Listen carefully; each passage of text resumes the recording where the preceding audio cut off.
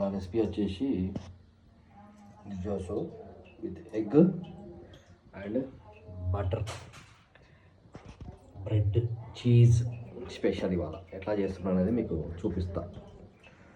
ఇందులో ఎగ్లో చీజ్ వేసేసుకొని ఉప్పు కారం వేసేసుకొని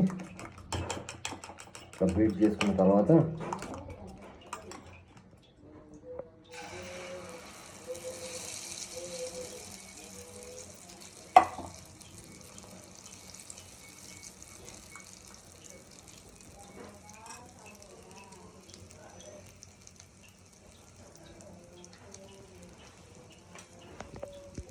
బ్రెడ్ని డిప్ చేసుకొని ఈ విధంగా చేసుకోవాలి.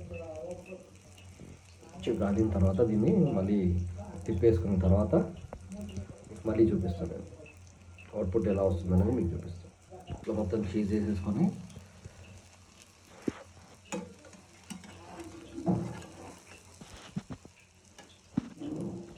ఈ విధంగా వస్తుంది అనమాట. మొత్తం స్టఫ్ అంతా లోపల ఉండిపోతుంది.